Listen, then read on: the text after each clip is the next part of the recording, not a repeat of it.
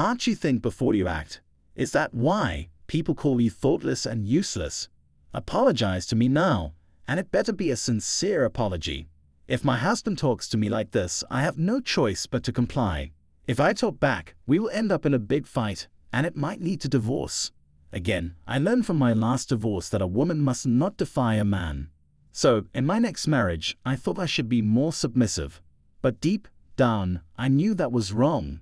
I didn't want to make the same mistake twice. This time, I'll find my happiness. That's what I thought. My name is Jory, and I'm a 35-year-old stay-at-home wife. After failing in my first marriage and going back to being single, I vowed not to make the same mistakes. Thanks to my hard work, I met Brown, and we got married. I'm often looked down upon, but it's better than my previous marriage, which was full of fights.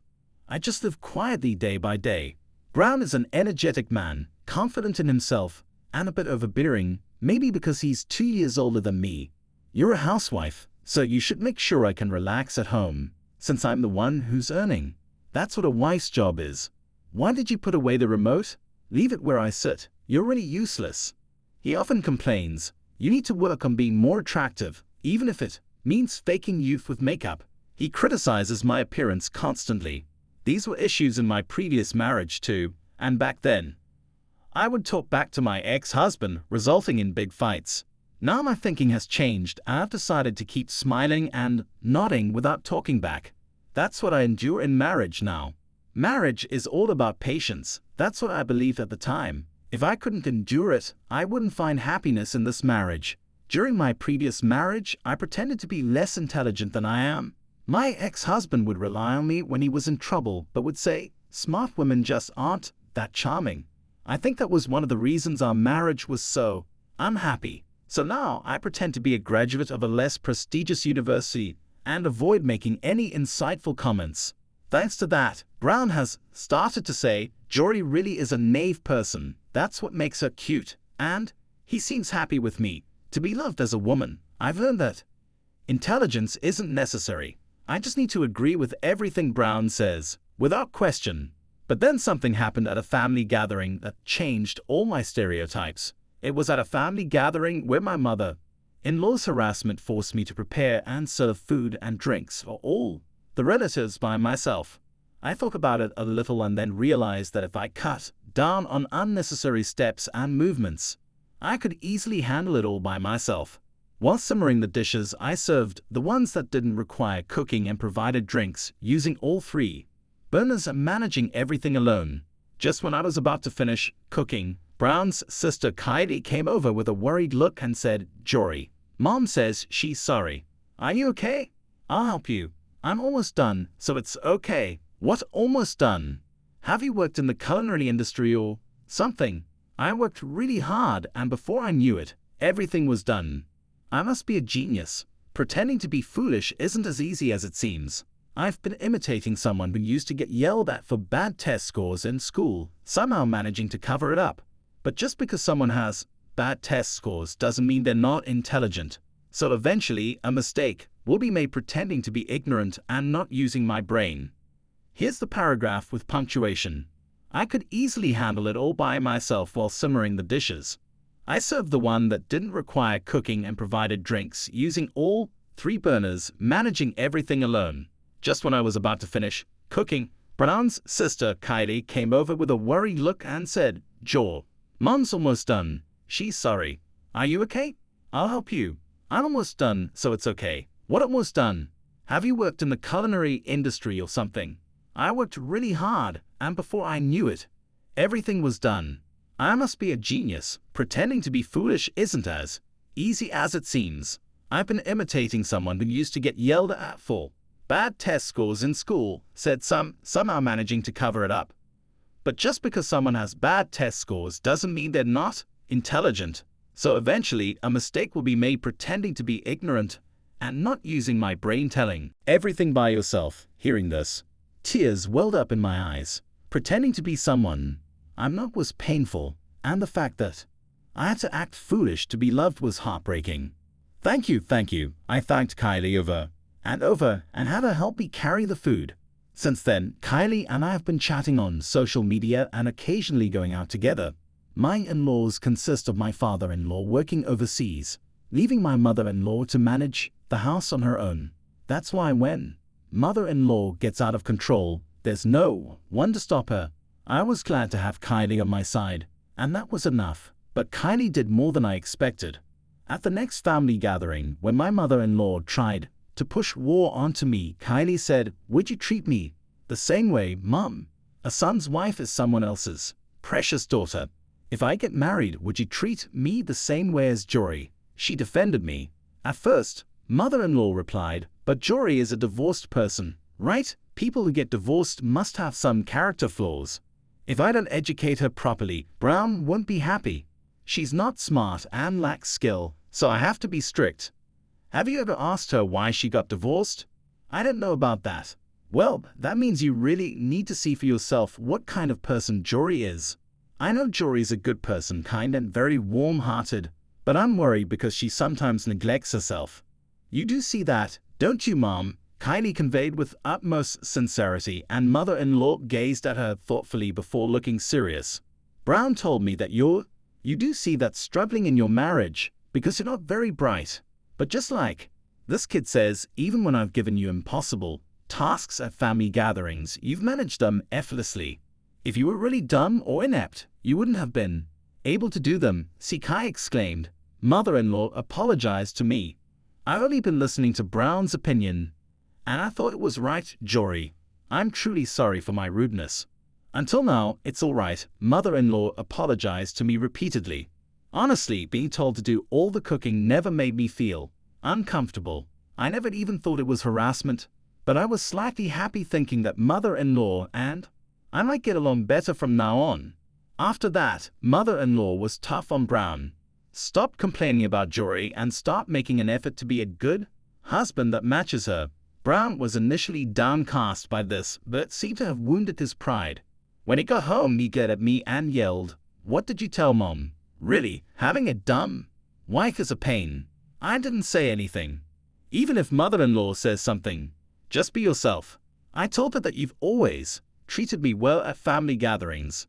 My bewildered response only made Brown angrier. Huh, you're saying you lied? I'm always grateful to you, so you don't really like me? No, I'm always grateful, thanks to you. I, with no education and not very bright, can live. When I pleaded like this, Brown smirked with an eerie smile. Oh really? Then you'll do whatever I say, right? Yes, I'll do anything. Then, because you messed up and I got yelled at by Mom, you'll get no allowance as punishment. I've been giving you $100 a month, but it'll be $0 now. If you want it back, just think about pleasing me every day, Brown said and retreated to the bedroom alone. I felt disheartened, muttering, was this marriage a mistake? Being prone to logical thinking, I tried to figure out what went wrong and how to do better next time, but I didn't really understand why Brown got so angry. If mother-in-law scolded him, it was his fault, not mine. I couldn't quite grasp Brown's way of thinking. Anyway, even without an allowance, I wouldn't be in trouble since I had nearly $10,000 saved up from before marriage. I didn't want to appease Brown, so I continued to live as I had been. However, suddenly, for some unknown reason, Brown grabbed my arm, forced me to sit on the floor and said, "Can't you use your head more? This is why people call you thoughtless and useless." Apologized to me, deeply. Apologized to me. I didn't understand why Brown was so angry.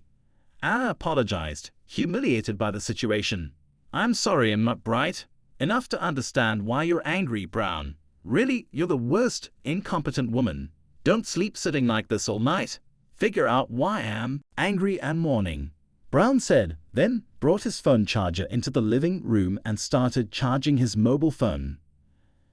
At first, I didn't understand what he was doing, but after he propped the phone with its back facing me, I heard a click sound. "I'm recording you to make sure you don't move or sleep.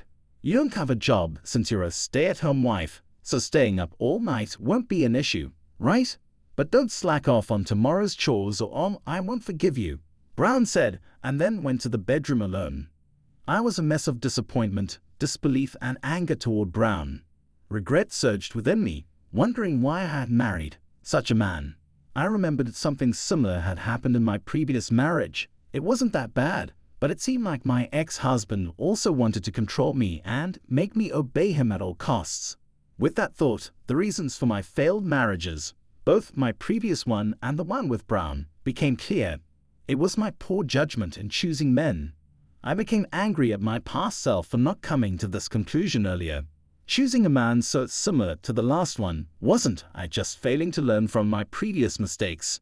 Once I understood that, the only thing left was a resolve to absolutely end this marriage, which was neither enjoyable nor fulfilling. I stood up, took Brown's mobile phone, and stopped the recording. I sent that video to my mobile phone, edited it into a 2-hour clip of me just sitting still, sent it to Brown's mobile phone, and put it back in its original place. Then I lay down on the sofa and woke up at 6 o'clock in the morning, hearing Brown rustling in the bedroom. I went back to the floor. Brown seemed satisfied that I was sitting on the floor, but was shocked that the screen on his mobile phone had gone dark, and the video had stopped after about 2 hours. "Did you do something to the video?" Brown was making a fuss, but I pretended to know nothing, saying, I didn't do anything. I don't really understand mobile phones." Then Brown seemed a little calmer and said, "I'm sorry about yesterday. I got angry thinking you weren't trying to please me. I'm smart, so I didn't notice, but you're trying in your own not-so-smart way, right?" He apologized with a condescending attitude. I was irritated, but I endured it and forgave him with a smile. "Yeah, it's okay." Then Brown showed a relieved expression. "Honestly, I don't care what Brown thinks because I'm going to divorce him soon anyway, but I won't make it easy for him. I'll make sure Brown receives a fitting punishment," I thought to myself. Then, a month later, it was time for a family gathering. Brown and I headed to my in-law's house. I thought it would be a busy day as other relatives would be there. But when we entered the house, mother-in-law and Kylie were cooking, and I was told to sit down and do nothing. I hadn't talked much with the relatives before, but Brown started chatting with the man in front of him, and I joined the conversation. The man turned out to be Brown's uncle, and I felt like I recognized him from somewhere before. Then Brown started to explain. "My uncle teaches at Harvard. You might not understand, Jory, but he's doing some impressive work in the field of chemistry." At this, Uncle looked at my face and opened his eyes wide. "Brown, what are you talking about? There's no way Jory wouldn't understand that." These words left me even more perplexed. "What are you talking about, Uncle? Jory graduated from a lower-tier university and can't even operate a mobile phone properly. She's not bright at all. Having a connection with a Harvard professor like Uncle?" Brown was saying this, but Uncle smiled kindly at me and said, "You're really quite excellent, aren't you? Why pretend to be foolish? Brown's the one who's actually at a much lower level. Doesn't it feel bad to be looked down on by someone like that? You should just be yourself." Uncle's loud voice caught the attention of other family members, and everyone at the table, including mother-in-law and Kylie, turned to look at us. "Well, I guess you're right," I said. "I'm getting tired of being ridiculed all the time. Shall I tell the truth? Actually, I graduated from Cambridge University. After that, I attended a graduate school in America." As I revealed this, Brown's face showed shock. "What? You can't be," he exclaimed. "I think my IQ is around 150 or so, but that doesn't mean I'm smart. I ended up marrying people like Brown after all." I chuckled. Then Kylie spoke up. "Jory, could it be that your previous divorce happened because you were too smart for your husband to keep up with?" I had never talked about the reasons for my divorce, but it seemed Kylie had come to this conclusion. "Well, yes, that's right," I admitted. "My ex-husband said I was unattractive because I was intelligent. He kept saying women should be quiet and do housework and only serve their husbands." I logically refuted him every time, and he eventually said he didn't want to be with me anymore.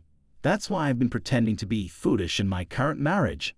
Uncle nodded as I explained. "I knew it.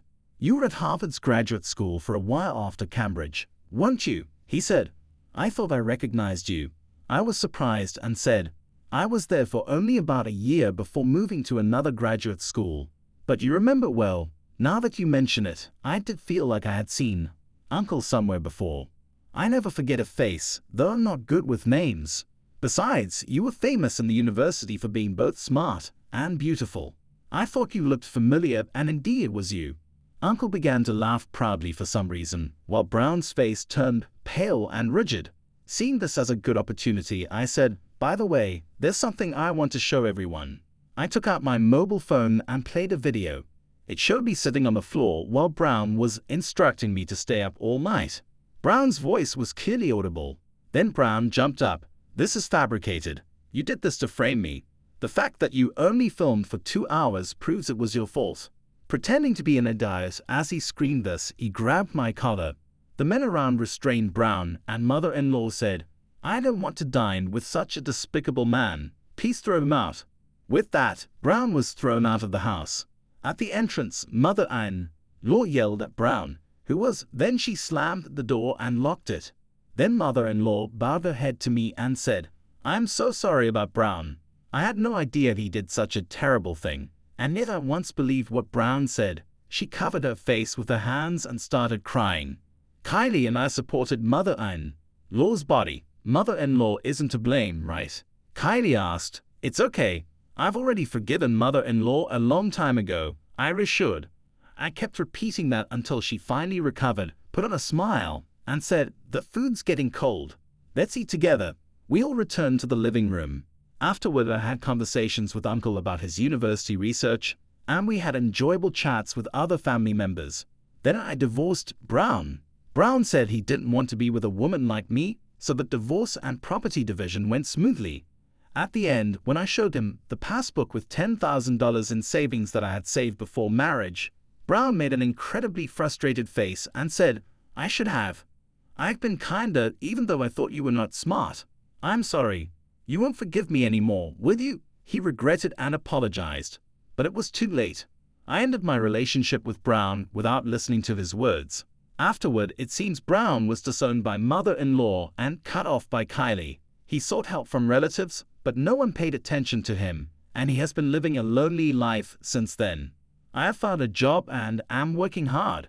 Who came up with the idea that a woman's happiness is in marriage? I can live happily without getting married, and now I can focus on what I want to do. This is when I can be myself the most. Although I divorced Brown, I have built a good relationship with Kylie. Afterwards, I plan to never forget being myself and occasionally meeting and spending fun times with those I want to get along with. It's been 3 months today that I became a single man again. For the better part of 6 years, Celia and I have been serious and exclusive. We've been kicking around the idea of marriage, but her job as a union negotiator keeps her on the road about 25 weeks a year while I run a CNC shop with a dozen employees. We're both considered successful, and neither of us thought a piece of paper with the government's approval stamped on it would make our life better. We don't have kids, and neither of us has family in the area, although my parents call her at least once a week. Mine are gone, and my sister died a dozen years ago in a traffic accident. We vacationed together, played, and enjoyed life together. We were never in each other's hair, and even when she was on the road for weeks at a time, every day or two she called me or vice versa. We were simpatico. Once I made up my mind 6 years ago, there was never anyone else for me even though the opportunities existed. She and I agreed we would share our love with no other. Until the 4th day of the 4th month of the 4th year of 2020. I was awakened by a phone call just before 5 in the morning. I guessed it was Celia because she was 2 time zones ahead of me, and she knew I woke up at 5 a.m. "Good morning, babe," I said as I answered without looking. The voice was hers, but anger and attitude was not. "James called me," she said, referring to our closest friend who lives in another part of the city. "Is everything all right?" I asked, concerned both by the timbre of her clipped words and the sound of sadness I heard before. "No, Mike. He told me you were out with someone. He told me he saw you buying clothes with someone he'd never seen you with before." "Son of a bitch," was all I got out before she went on. "I'm going to say what I have to say. He was curious and saw you pay for everything and help her carry it to your truck. You two kept looking over your shoulders like you didn't want anyone to see you. He followed you because you know how James is, and he saw you take her to dinner and then to our home. He waited for an hour, but she didn't come back out, and once all the lights were off, he went home, knowing she was spending the night. He talked with his wife, and it took them 2 days before they called me to tell me what he saw. Pack up all my stuff and put it in storage. I'm never coming back to that house again. I trusted you, and that trust is now gone. You were..." I interrupted her and tried to explain, but after my first words, "Let me explain," I heard click. She'd hung up on me. I won't detail the extents I went to in an effort to tell my side to her. All contact was cut between her, James and his wife Anna, and any of a number of common friends we had. All the ways you can think of to contact and explain, I tried. Just so someone knows, what James said was true, but the story he told was without context. James did not know I was buying clothes for a woman who worked for me. Her boyfriend had slapped her around a good bit. She came to me to tell me she was quitting and moving to Minnesota to live with her aunt and get away from the abusive relationship. As we were talking, she told me what had happened to her and how going home for her to that man was dangerous. She asked if she could sleep in her car in the gated parking lot of my company. I told her no, that she could stay with me and I'd personally keep her safe. While she sat in my office, I booked a flight for the next morning. Since it was late in the day, I asked if she wanted me to escort her to get anything from where she was living, and she told me most of it had been destroyed in his drunken fit of rage the previous night. Even her car had a broken windscreen. Most of my employees had gone home, including my assistant, so I told her we were going shopping. She tried to stop me, but she'd been a valued member of my company for more than 3 years, and she could program as well as anyone. I hated seeing her puffy eyes and defeated shoulders. She was a valued employee and I would miss having her on the floor. It was the least I could do. We went to the store and got her a few changes of clothes, some toiletries and other things she'd need for the next week while she settled in with her aunt. We kept looking around because her phone kept bleating for attention from him. She refused to answer. After a quick meal, I took her back to my place. I have a couple of spare rooms and one is made up for friends. While we talked, I wrote her a glowing letter of recommendation she could use for when she got where she was going. It might have been her first good night's sleep where she felt safe in a long time, and I dropped her off at the airport and was back in my office at the usual time.